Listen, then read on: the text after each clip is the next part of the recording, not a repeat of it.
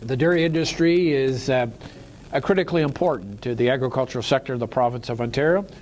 The agriculture sector of the province of Ontario generates $34 billion in GDP, second only to the auto sector in the province of Ontario, employs 760,000 Ontarians each and every day, and the agri-food sector represents 23% of Ontario's manufacturing capacity.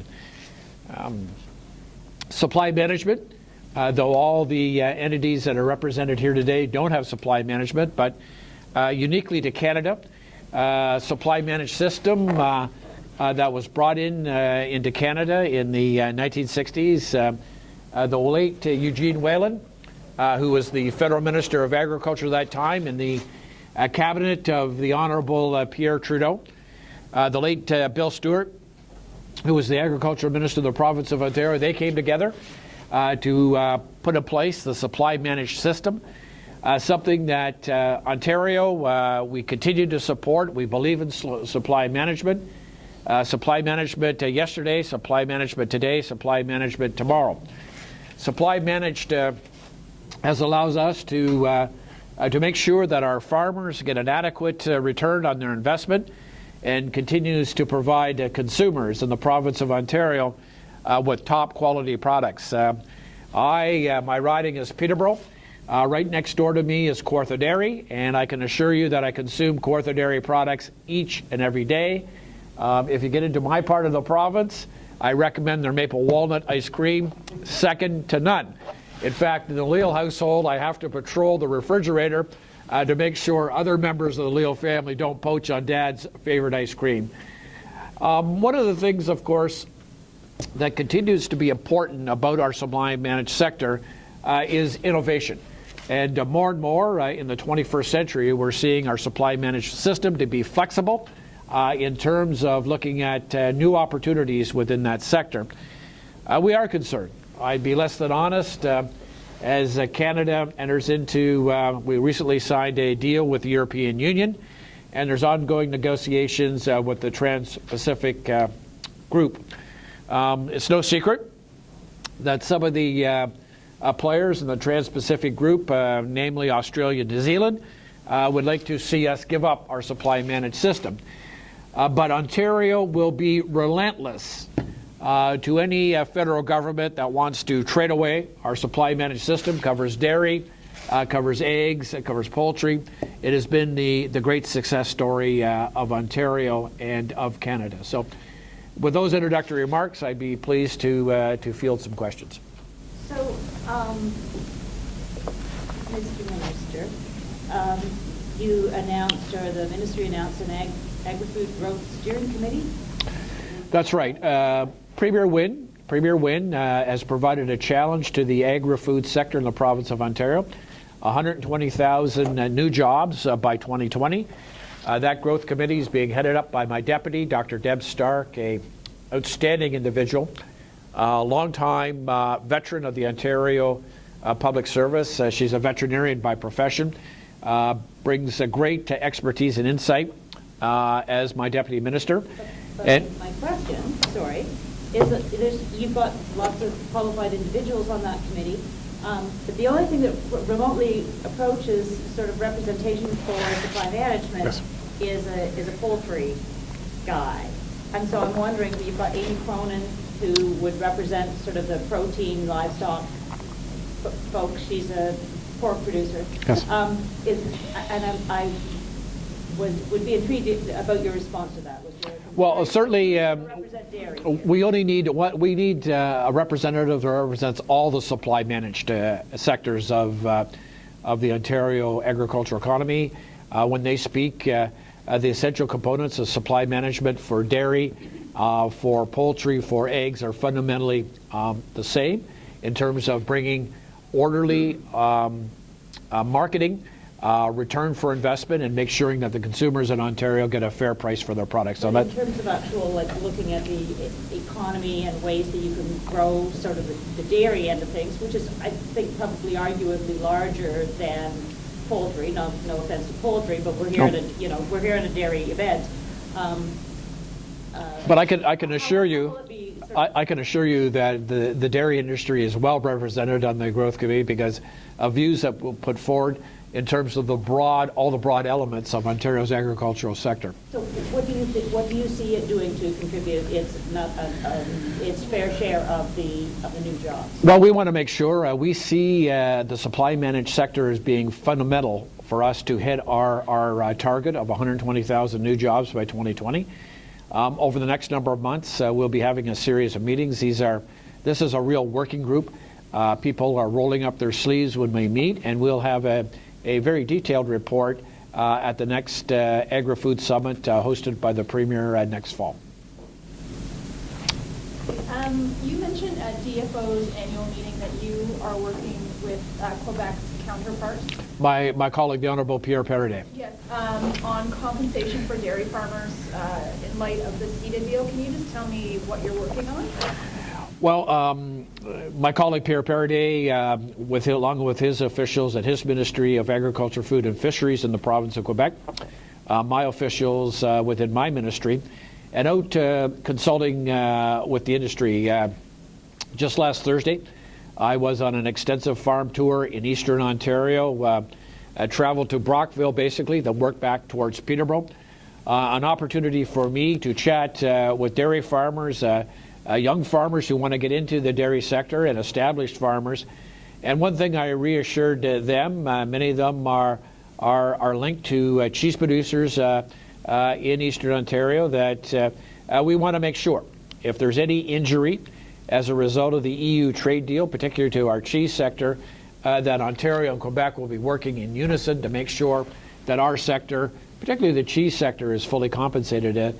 You may be aware, of course, a very tragic fire over a year ago at Saint-Albert. It will be, I believe they're going to have the official opening again of the new facility back in full production, and I want to thank those folks at Saint-Albert that have showed great courage in light of the tragic situation that they faced over a year ago.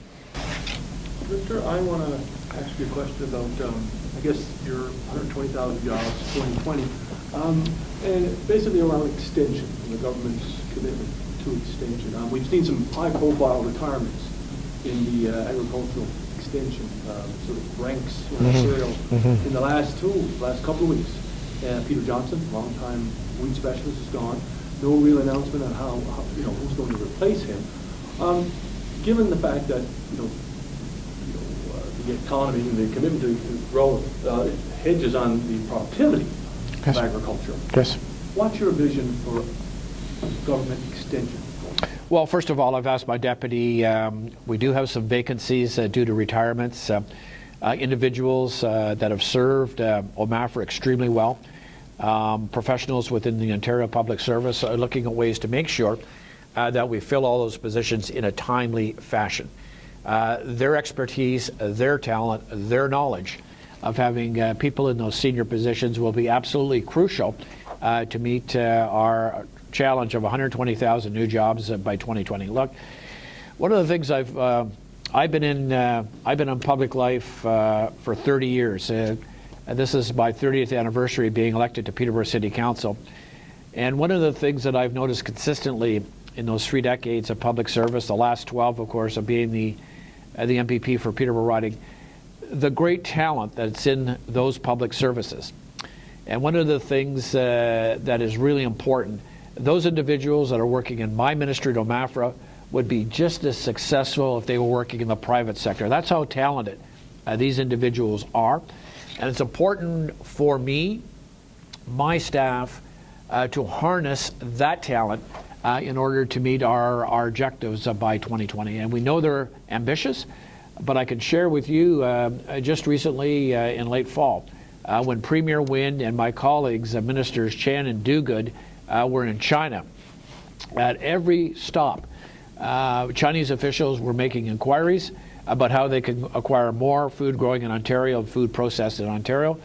We have a growing middle class in China. Their consumer tastes are changing.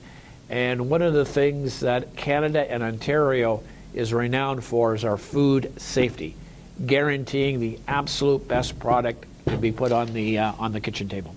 So you So you're committing to replacing those people? We are. As I said, Deb Stark is doing the review for me right now to make sure that we fill those positions in a timely fashion. Some of them have been open a couple of years. They have. And one of the things, as a relatively new minister coming in, I was sworn in June of last year. I've taken the opportunity to review my ministry and to make sure that we have the people in place that can meet the challenges for our agriculture sector. Are there certain areas that you're looking at?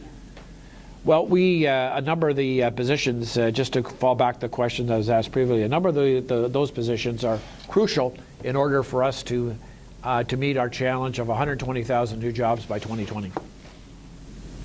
You opened up with some strong statements about the quota system and the importance of quota system. You've talked about the allegiances with Quebec, who also has a strong dairy sector as well. You haven't talked if it's a uniform across the board amongst all provinces and the federal ministers in this quota discussion, or is it kind of just your position to speak for Ontario alone at this time? Well, I've chatted with Pierre Paradis on 4 occasions. Essentially, when you're looking at supply management, particularly the dairy sector, it's Ontario, Quebec, lesser so in Atlantic Canada. But certainly, I've had the opportunity now to be at 2 federal provincial agricultural conferences, one in Halifax, one in Winnipeg. And every time I get the opportunity to chat with Minister Ritz, and Minister Ritz was on the platform when I spoke at the 50th anniversary of DFO, and he certainly heard my message loud and clear when it comes to the absolute defense of supply management. Is going to be producing some information that scientifically defends an 80% reduction. Well, first of all, pollinator health is crucial to agriculture in the province of Ontario, and everybody that's involved in this sector knows the importance of pollinators. We have put forward a discussion paper which talks about an aspirational target of reducing the use of neonics by some 80%.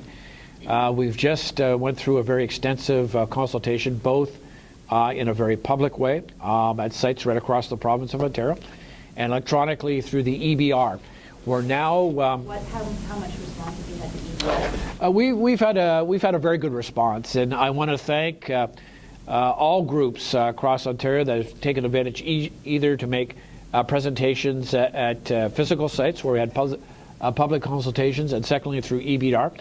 My ministry now is in the process of analyzing the information that has been put forward through those 2 vehicles of soliciting information, and we'll be looking at that very carefully, and we'll have something more to say on this in the not-too-distant future. Hundreds of responses or thousands? Thousands of responses. About 10,000? This is a topic that's generated a real buzz in the agricultural community.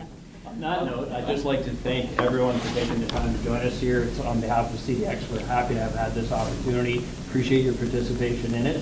As you do know, we have a wonderful cheese fest that's got off to a nice start. And we'd like Minister Leal to have some time there as well. And welcome you to join us there. And please follow us through there, and we'll see you there. And that would be wonderful. Thank you so much. One final question. That is following up on Francis' question. You've got the grain farmers of Ontario out there basically saying your program won't work, 80% won't work. They're producing their own best management practices. You're going to put that on the table. How will you receive that? What do you say to this group when a big constituency of farmers say, hey, what you're proposing doesn't work? We've got a better idea. We're going to tell you about it. Well, first of all, I've been consulting widely on this, and I welcome GFO, any proposals that they have. We see this as a process where we want everybody involved, giving their best ideas, their best thoughts, and I'll be looking at the GFO submission with great interest. So 80 is still the stake in the ground? I'll be looking at the GFO submission with great interest.